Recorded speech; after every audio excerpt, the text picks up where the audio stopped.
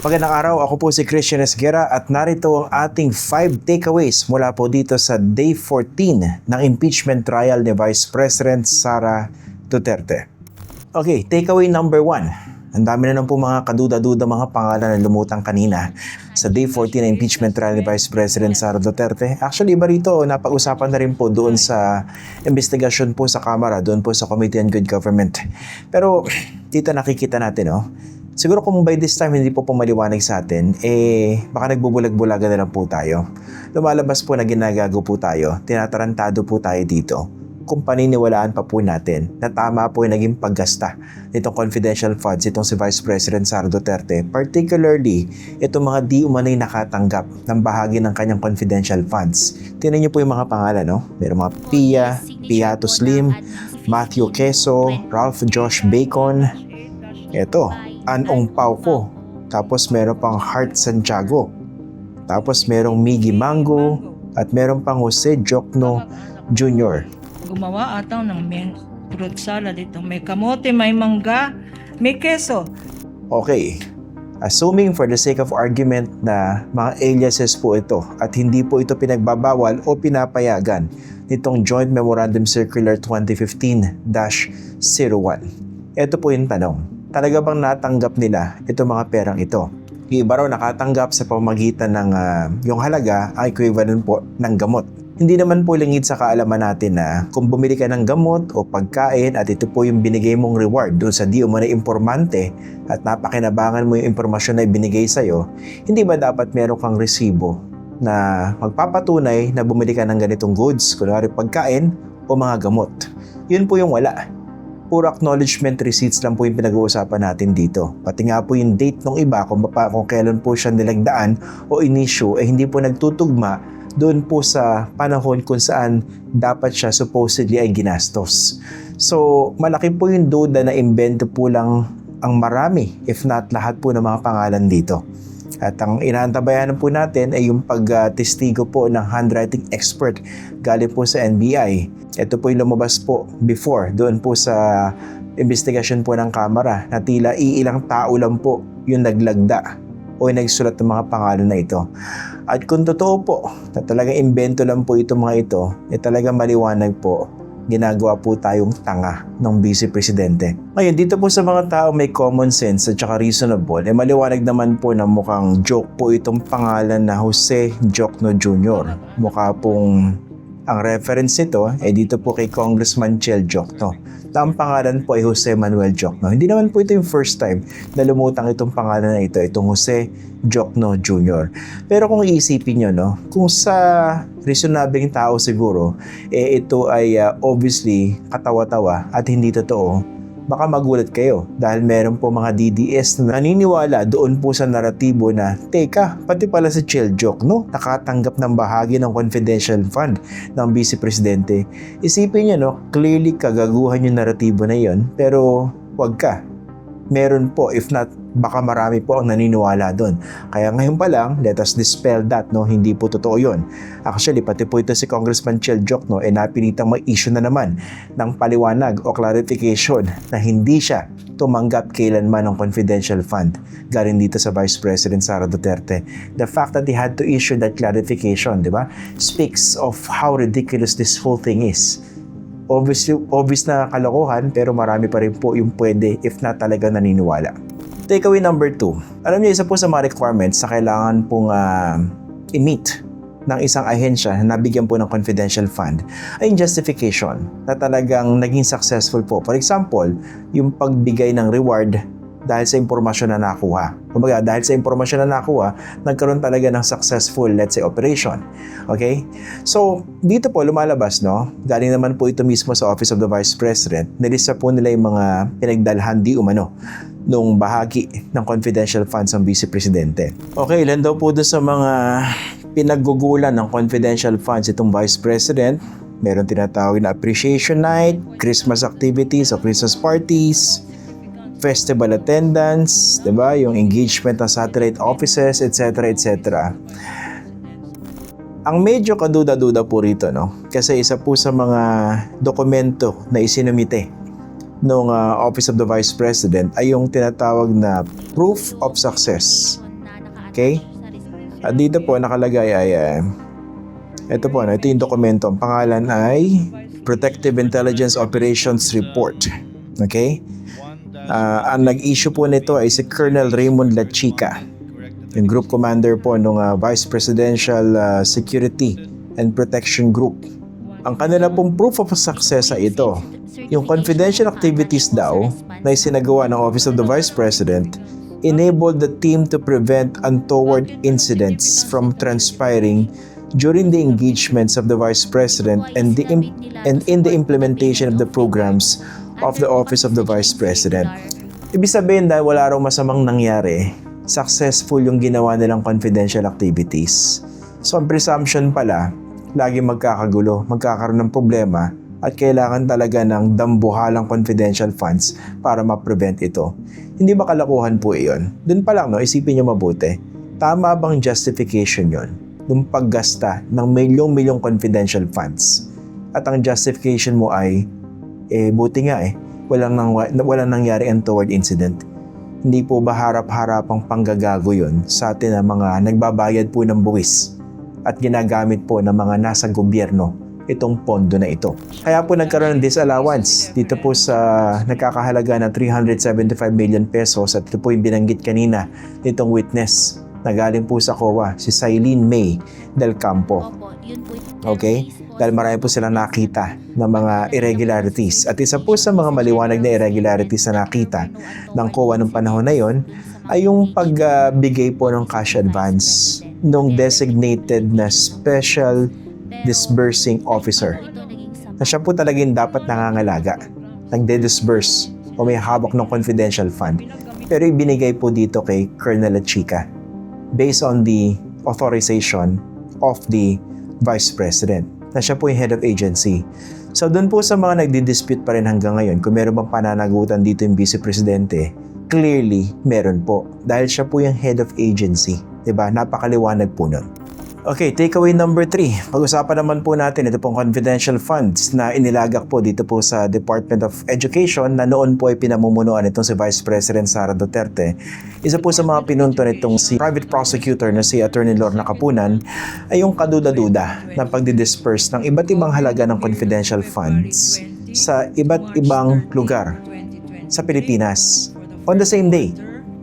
Ang pinunto niya, how could that be physically possible na yung Special Disbursing Officer, yung SDO, na merong pananagutan o siya po yung dapat nagdi-disperse nitong confidential funds, ay paano niya nagawa na naipamigay niya o na-disburse niya yung salapi na yon sa iba't ibang mga tao, sa iba't ibang lugar na magkakalayo sa Pilipinas on the same day? Sino dapat, based on your circular, ang nag-disburse nitong mga pondong to? Ang dapat pong mag-disburse ay ang Special Disbursing Officer. Kung hindi man Superman ang isang SDO, kaya ba niyang puntahan? Sa palagay mo, Your Honor, please. lahat na ito? Your Honor, please. Yes, Counsel for The Respondent. question is speculative, Your Honor. What is speculative about Superman? He can fly anywhere It's a in one day. hypothetical question. Counsel, move on. Move I on, will Counsel. move on, Your Honor. We get Now, your point. Ang ibig sabihin, kung saan binigay, ang ibig bang sabihin, correct me if I'm wrong, Madam Witness, on the same date, itong mga binigyan ng confidential funds ay nasa different locations ba, Madam Witness? Based po sa documents, opo. Okay. Tama bang sabihin na ang Special Disbursement Officer sa isang araw pinuntahan lahat itong lokasyon na ito? Your Tama Honor, ba ang interpretation ko? Your Honor, please. If she knows, Your Honor, she was the one who evaluated. Your Honor, These that calls for a documents. conclusion of fact. Witness is not competent to answer the question, Counsel. Let the document speak for itself. That if indeed the SDO is the only officer authorized to disburse the funds, then clearly it is physically impossible to be in all of these locations in one day. And there was earlier admission that the SDO gave the funds to a Colonel Lachica, probably even more. Abangan po natin yung magiging sagot dito ng defense team. Pero in fairness naman po dito sa defense team, no, sinabi po ng COA witness kanina na nag-issue raw sila ng credit notice dito po sa kanilang audit, dito po sa Department of Education para doon po sa first and second quarter at saka po sa third quarter ng 2023. Ito po yung sinabi nitong si Silene May Del Campo. Yung sa OBP po, ito ay irregular po dahil hindi po ito naging compliant sa joint circular. During the time naman po na in-evaluate ko ang Department of Education, compliant po sila sa joint circular. Pero gaya nga po ng nasabi, pwede pong may reopen itong settled account ng Department of Education po. Takeaway number 4. Alam niyo, gusto ko lang pong i-address ito, no? Kasi nakikita ko po itong naratibo na ito na ginagamit po ng mga DDS, sa mga taga-suporta, mga defenders ni Vice President Sara Duterte. Anong problema ron? Yung confidential funds napunta nga dito sa mga medical missions, pinambili ng gamot, pinambili ng pagkain, pinambili ng kung ano, ganyan-ganyan. Alam niyo, unang-una, dapat magduda tayo dahil ang dami mong red flags, no? Talaga ba napunta doon sa sinasabi nilang pinagpuntahan nitong confidential funds, itong salapi? Diba? Talaga ba napunta sa gamot, sa pagkain, etc., etc., mga medical mission, mga libreng sakay? Okay? Yun mismo, yung first layer na yon, dapat binubusisi natin. Talaga ba napunta yun doon sa sinasabi ng Vice Presidente na pinagdalhan ng confidential funds? Pero number 2, in the first place, dapat man dinadala o ginagamit dun sa mga ganong bagay yung confidential fund. When in fact, merong separate na pondo na dapat ginugugol para sa mga ganong bagay. Kasi parang ginagamit siya naratibo na ang bait-bait ng Vice Presidente at rin nakakatulong without realizing na that in itself is highly suspicious. And number 2, at hindi nga dapat yung pondong yun ang ginagamit para sa ganong mga bagay. At kung ginamit man talaga, let's say may justification, kunwari pinambili mo ng gamot para doon sa isang confidential agent, again, the question is, nasaan yung resibo na bumili ka ng ganong gamot galing sa butika? Again, mag-ingat po tayo sa mga ganong naratibo kasi ngayon parang ginagamit po ng mga propagandista, ginagamit po siya para i-soften yung impact nitong damaging information or evidence against the Vice President para palabasin na, teka, bait-bait ka ng Vice President, tumutulong diba? So pag-isipan nyo pang mabuti yun. Takeaway number 5. Kanina doon po sa unang bahagi ng trial, dito po sa Day 40 na impeachment trial ni Vice President Sara Duterte, nagkaroon po ng diskusyon patungkol po rito doon sa comparison supposedly ng mga ebidensya ng mga resibo. At pinag-uusapan po dito ay higit 4,000 mga acknowledgement receipts. Okay? So nagkaroon po ng konting palitan. Ito po si Attorney Kapunan at saka yung abogado po ni Vice President Sara Duterte. Na-indyan po kami. Why do I say that? Wednesday, we made a text message and I have the text messages here. When do we meet? Tomorrow or Friday? Wala pong sagot nung Wednesday. Wala pa rin sagot, Your Honor. The whole day of Thursday.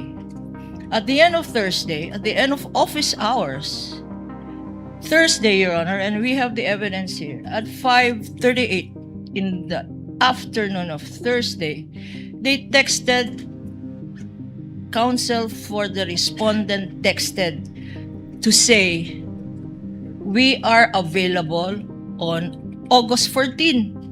When napakalinaw naman sa directive ng presiding officer na mag-agree on a date on Thursday or Friday of last week. The text message is even more disturbing because apart from saying sa August 14 na lang, they even disclaim the fact that this honorable court said Thursday or Friday last week. Wala naman daw sinabi ang presiding officer except to set a time, date, and time mutually agreed upon by the parties. That is bad faith, Your Honor. The witness can testify based on the summary that would actually show that he's competent to testify on the exhibits by reason of the summary that she made. And that would attest that she has examined all of the documents that are contained in the summary. That's why yun po yung sinuggest ko sa counsel ng kabila. Sabi ko, we will not even object, attorney, as to how many exhibits you will identify or you will have as samples, kahit 10 per quarter or kahit 100 or kahit wala. At hindi ho nire-require, Your Honor, na kailangan ho namin mag-stipulate on the exhibits, on the authentic authenticity so that they can use Rule 130 Section 7. And if properly done po, Your Honor, I think they can identify or they can finish all 1 quarter in less than 10 minutes. So, Your Honor, we don't object to their implementation of Rule 130 Section 7 as to the manner by how they will do it. We will also not object, but subject to cross-examination, Your Honor. At dito po, kinorek ni Presiding Officer Francis Escudero itong si Attorney Lorna Kapunan. Chair, would just like to correct, hindi ka Attorney Lorna ininjan, baka ginost ka. Kasi hindi ka sinagot eh. Pero hindi ka ininjan, wala namang pinag-usapan date pa eh. Inignore. Ghost na nga eh. Ghost Ginost, bago ngayon. ginost. Hindi na. Ghost na yung bagong. Ghosting pa. Speaking of ghosting, meron po ilang mga senator judges ang wala dun kanina sa pagdinig, dun po sa trial. Isa na po rito, of course, itong si Senator Loren Legarda na hindi po naka-attend nung previous 3 impeachment trial days. Meron po lumalabas sa balita na baka extended, no? Nag-extend siya ng kanyang medical leave.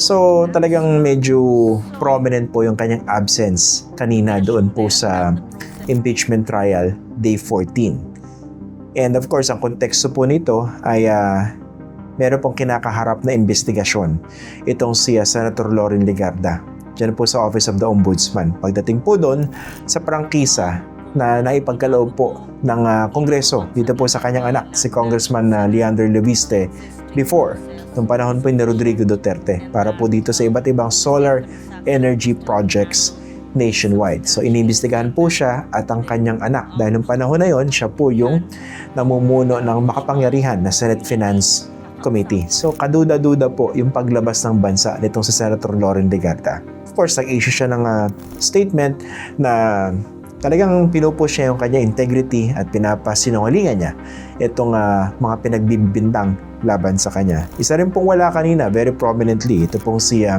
Senate Minority Leader Alan Peter the Beard Cayetano. Alam niyo, naisip ko lang, no?